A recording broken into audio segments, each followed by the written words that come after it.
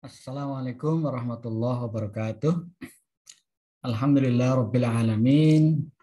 Wa bihi nasta'inu ala umuri dunya waddin. Asyhadu an la ilaha illallah wa la syarikalah. Wa asyhadu anna Muhammadan abduhu wa rasuluh. Allahumma salli wa sallim ala nabiyyina Muhammad wa ala alihi wa ashabihi ajmain. Pada kesempatan kali ini kita akan membahas tentang pengembangan asesmen. Mudah-mudahan sudah terlihat di layar monitor.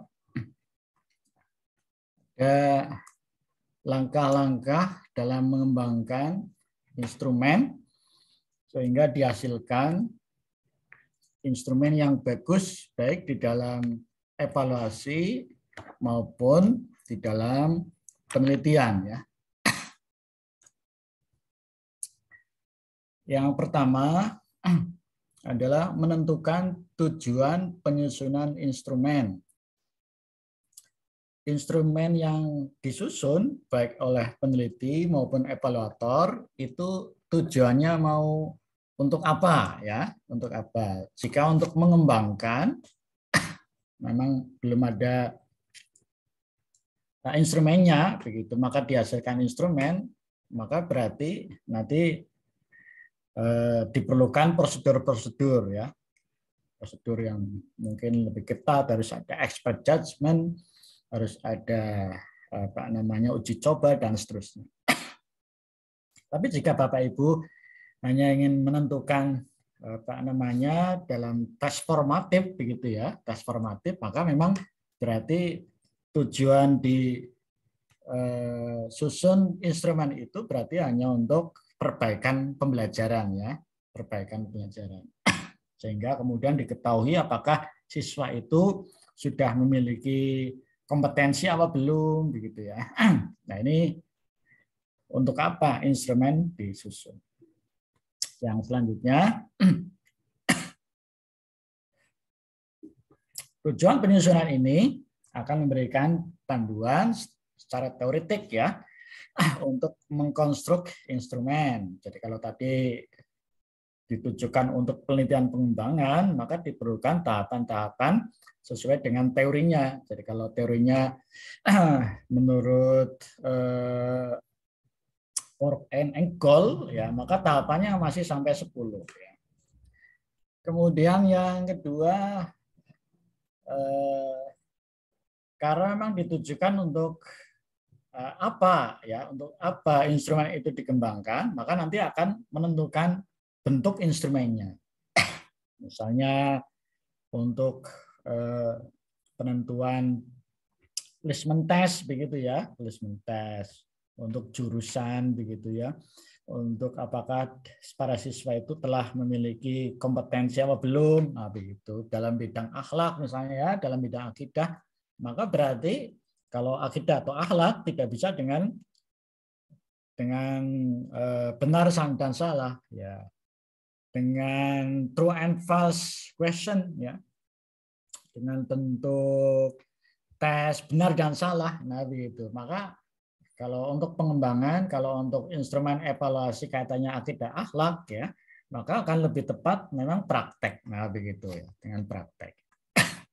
Kemudian akan memandu juga dalam pensekoran ya, sekaligus pemaknaan hasil pensekoran pada instrumen yang akan dikembangkan. Apakah pensekorannya menggunakan skor tunggal ya, atau mungkin nanti digabungkan begitu ya. Nah, begitu. Nah, ini jadi untuk apa instrumen itu disusun, maka akan menentukan paling tidak 3 hal ini.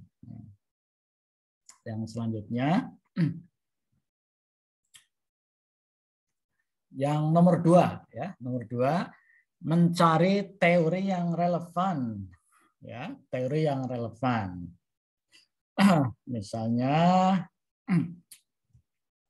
kita ingin mengembangkan evaluasi misalnya kejujuran ya, akhlak misalnya. Akhlak kan sangat luas sekali itu.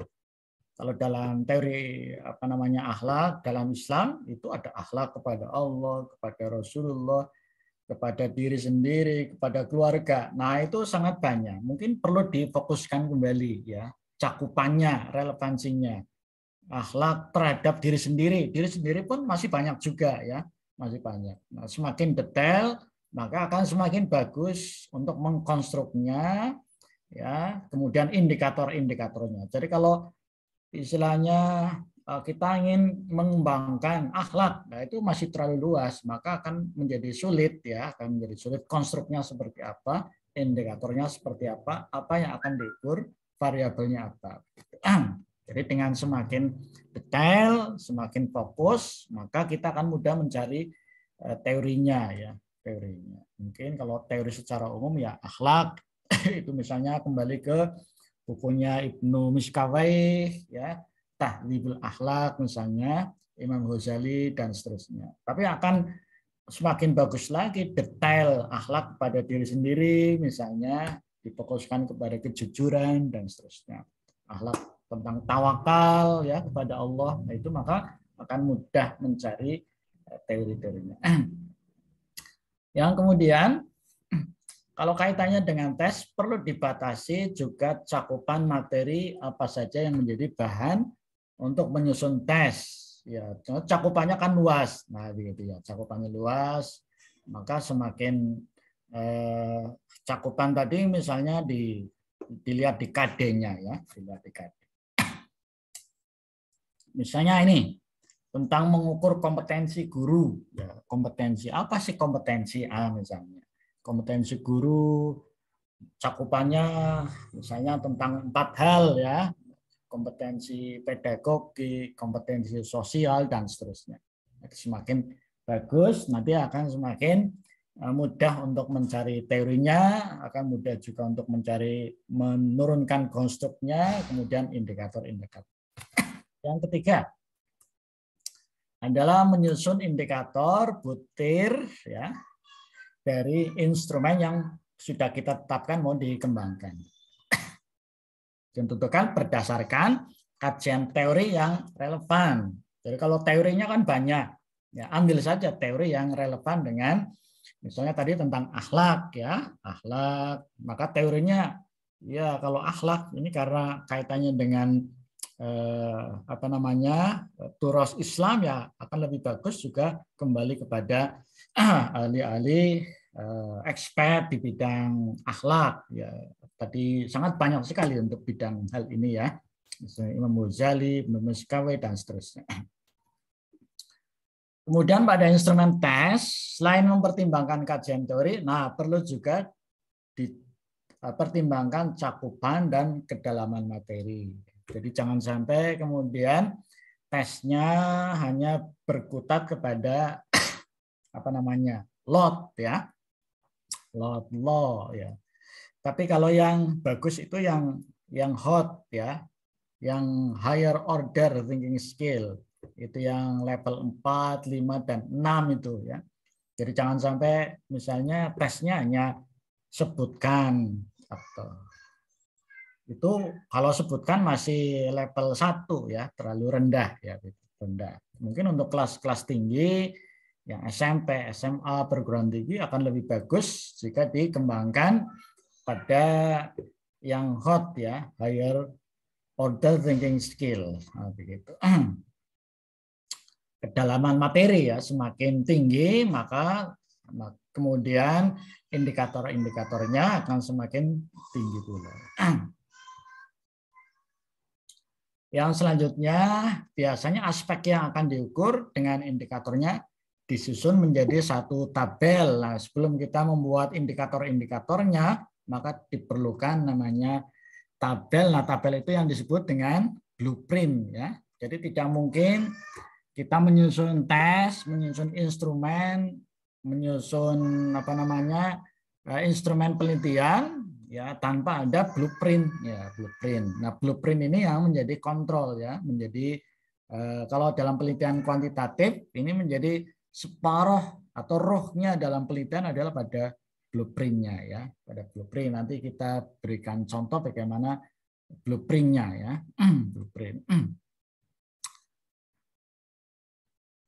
Ya. Kemudian yang keempat, menyusun butir ini dilakukan dalam indikator yang sudah disusun pada kisi-kisi atau blueprint ya. Perlu dipertimbangkan juga bentuknya, misalnya untuk tes dan non tes, jenis angketnya, kemudian apa namanya tingkatnya ya, tingkatnya. Coba kita lihat bagaimana bentuk blueprint-nya ya. Blueprint kita berikan contoh. Ini contoh dari blueprint ya. Contoh dari blueprint. Nah, saya berikan contoh di sini. Nah, ini yang blueprint. Jadi tadi bagian yang kiri ya, bagian yang kiri tadi kita memberikan contoh tentang kompetensi guru ya. Kompetensi guru di dalam Permendiknas nomor 16. Nah, ini Permendiknas nomor 16 ya. Itu meliputi 4 kompetensi. Nah, ini yang disebut dengan, kalau tadi disebut dengan kompetensi ya, kompetensi atau kinerja itu namanya variabel ya, variabel. Kemudian yang terdiri dari 4 ini namanya subvariabel ya. Terdiri dari cakupannya ya, ternyata kompetensi ya secara teoritik ya, teorinya bisa kita lacak dari Permendiknas, Al-Abrasi, Abuninata, Armstrong dan seterusnya. Dari sekian literatur mungkin dicari yang relevan ya, relevan. Nah, ternyata ketemu kompetensi pedagogik, kompetensi kepribadian, kompetensi sosial, kompetensi profesional. Ini yang disebut dengan namanya subvariabel. Nah, kemudian dibuat indikator ya, dibuat indikator. Jadi kalau di Permendiknas ini sudah dibuat indikator-indikatornya. Sudah dibantu apa indikator dari kompetensi pedagogik. Yang pertama, menguasai karakteristik peserta didik. Ya, nanti di dalam apa namanya angketnya, di dalam instrumennya, asesmennya harus mengcover ya, mengcover berisi tentang yang A ini. Nah, misalnya kalau kaitannya dengan angket ya, dengan minat, dengan sikap, biasanya nanti dirumuskan harus ada namanya yang positif, sikap positif dan sikap negatif. Nah, ini karakter menguasai karakteristik peserta didik. Ini yang positif, butirnya nomor 1 dan nomor 2. Nah, kemudian jumlah untuk kompetensi pedagogik ini ada 8. Nah, ini contoh saja ya. Kemudian yang selanjutnya ini nggak masalah. Misalnya lagi, ya misalnya lagi kita ingin meneliti tentang kultur ya, kultur. Kita ingin mengembangkan kultur sekolah Islami seperti apa. Nah, kita cari apa yang disebut dengan kultur madrasah. Mungkin secara teoretik bisa dilihat dari bukunya Yong Pai, kemudian dari Darmiati Zuhdi, Hafilen, dan seterusnya. Ya, ini hanya contoh, mungkin juga Zamroni dan seterusnya. Oh, ternyata kultur madrasah atau kultur kelas itu secara garis besar cakupannya ya namanya tadi kultur disebut dengan variabel ya. Kemudian cakupannya disebut dengan subvariabel. Oh, ternyata ada 3 ya. Kultur perilaku. Nah, misalnya di sini menerapkan akhlak mulia di lingkungan sekolah gitu. Ini angketnya, instrumennya yang positif harus mencakup nomor 1, 2, dan 3. Dan seterusnya ya. Ini saya kira bisa di semua begitu. Ini teorinya misalnya lagi tentang apa namanya minat ya, tentang kepemimpinan ya, kepemimpinan yang disebut dengan kepemimpinan transformatif ya, misalnya ya, transformatif. Itu seperti apa? Nah, kita cari di teorinya Yukel, teorinya tentang Gill, Darmiati Zuhdi.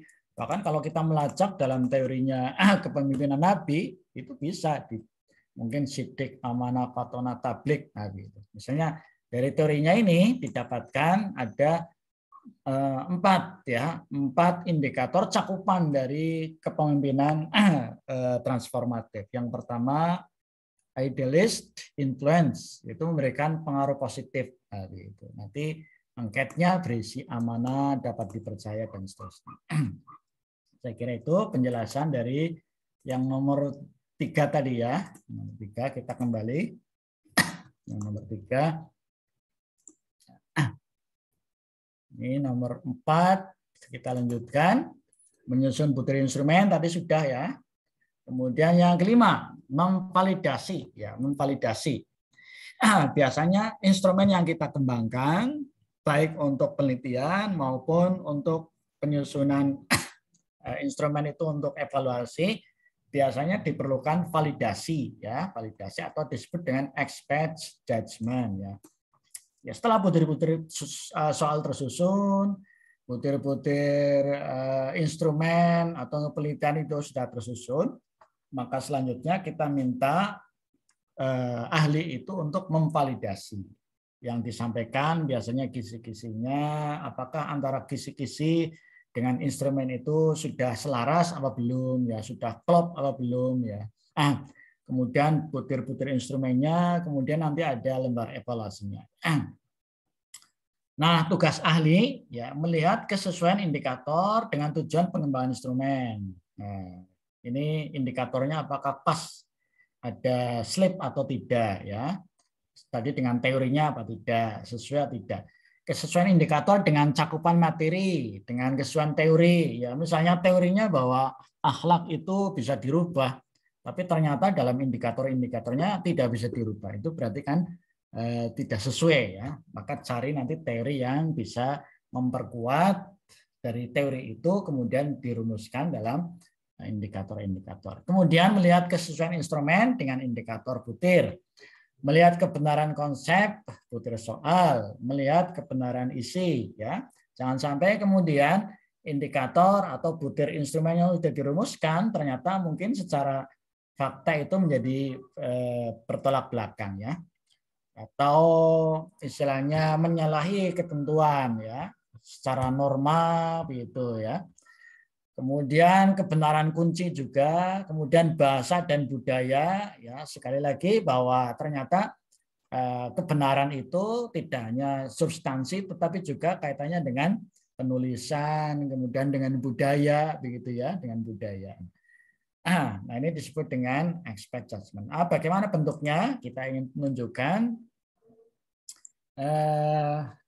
tentang ya, yang ini contohnya ya. Ini adalah contoh yang kita mintakan kepada experts. Nah, begitu ini contohnya ya. Contoh ya, lembar penilaian misalnya nih. Ya, kejelasan petunjuk instrumen. Nanti ahli itu diminta untuk memberikan mencentrang ya, memberikan centang. Nah, kalau nomor 1 kurang, nomor 2 sangat kurang ya. Yang bagus itu nilainya yang sini cukup 3, 4, 5 ya. Jadi jangan sampai 3 ke sini. Jadi kalau instrumen yang kita susun misalnya raratanya di bawah 3 itu berarti masih ada perbaikan. Kalau yang bagus posisinya adalah 4 dan 5 yang di sini ya. Kalau 4 dan 5 berarti nanti di catatannya ini instrumen sudah bisa digunakan. Nah, begitu. Ini contoh-contohnya. Kejelasan indikator materi dengan metode dan seterusnya. Ini disesuaikan dengan tujuan ya. Kita mau mengembangkan itu mau untuk menyusun instrumen untuk apa? Nah, ini nanti disesuaikan. Kemudian nanti ada catatannya ya, catatan penilai. Nah, saya kira begitu. Kemudian kita kembali yang ke sini bagian nomor 5. Nah, nomor 5 sekarang. Nah, revisi berdasarkan masukan validator. Misalnya di validator ahli tadi bahwa bahasanya kurang bagus, ya kita perbaiki. Kemudian kalimatnya tidak jelas, maka kita perbaiki. Apa yang menjadi catatannya, maka kita diperbaiki sesuai dengan catatan dari ahli ya. Kemudian yang berapa nih? 6, revisi sudah ya. 7, melakukan uji coba pada responden. uji coba kepada responden, apakah butir-butir instrumen itu bisa dipahami oleh responden atau tidak ya. Kemudian melakukan analisisnya bisa tadi expert judgment, kemudian bisa dilihat dari statistik ya, reliabilitasnya, kesulitannya, daya bedanya begitu ya. Kemudian sehingga kemudian diperoleh respon yang yang bagus. Jangan sampai butir yang tidak bagus ternyata itu dipakai untuk meneliti, dipakai untuk misalnya untuk menilai ya. Ini saya berikan contoh kembali hasil instrumen yang sudah yang bawah saja ya, yang sudah dianalisis. Nah, yang sudah dianalisis ini kita berikan contoh. Nah, yang ini. Kemudian sudah terlihat. Nah, tadi instrumen yang sudah kita susun ya, kita berikan kepada responden, kemudian kita analisis dengan cara statistik. Kita lihat di sini ternyata butir-butir soal nomor 1 disebut palit, nomor 2 palit, 3 palit. Nah, sampai butir ke-6 ini gugur. Nah, kenapa gugur? Karena poin besarnya itu terlalu rendah, 0,175. Gugur, sehingga kemudian butir yang gugur maka tidak dijadikan sebagai butir untuk penelitian, untuk penyusunan angket, penyusunan instrumen tes, atau penyusunan untuk skala ya. Jadi ini yang gugur-gugur tidak dipakai. Ini contoh sudah dianalisis ya, sudah dianalisis. Kemudian merakit instrumen, kemudian yang terakhir menjadi instrumen yang bagus ya. Contoh instrumen yang bagus hasil dari pengembangan adalah seperti yang sudah kita tampilkan ya, sudah kita tampilkan. Contohnya seperti mungkin ini. Nah, ini instrumen yang sudah dikembangkan ya. Kalau tadi expert judgment ini hanya contoh, kebetulan saya disertasinya tentang pengembangan instrumen ya. Ahli yang kita libatkan ternyata banyak ini. Ahli evaluasi pembelajaran, ahli pengukuran, ahli pendidikan, itu mau menilai bahwa apakah instrumen yang saya jadikan untuk penelitian itu layak apa tidak. Nah, ini sudah ada ahli-ahlinya yang sebagai validator ya, sebagai validator. Validator itu bisa menggunakan dengan cara 3 tahapan ya. Validator ahli, kemudian pengguna user ya, kemudian juga validator di bidang peer assessment, teman sejawat. Ini hasil yang sudah dilakukan. Nah, ini misalnya contoh ya. Contoh ini menggunakan namanya peer assessment, sudah diuji coba, kemudian sudah diteliti, sudah di expert judgment, hasilnya seperti ini. Nah, misalnya ini instrumennya ya. Kemudian kita juga menggunakan skala ya. Skala ini tadi satu bentuk, ini bentuk yang lain. Ini bentuk yang lain. Ini menggunakan namanya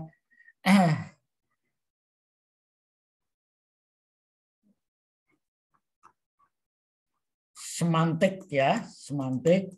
Nah, ini tadi yang uji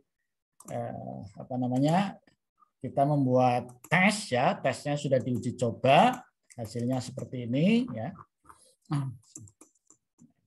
Ini hasil-hasil instrumen yang sudah divalidasi dan sudah dilakukan uji coba. Saya kira itu yang bisa kita sampaikan. Mudah-mudahan ada manfaatnya bahwa di dalam baik untuk mengevaluasi namanya evaluasi formatif maupun sumatif maupun untuk penelitian, bahwa instrumen itu menjadi sangat penting. Maka karena penting maka tahapannya itu menjadi panjang ya, menjadi panjang. Nah, begitu. Boleh juga Anda bisa menggunakan instrumen yang sudah dihasilkan dengan bukti uji validitas, reliabilitas, dan uji ahli.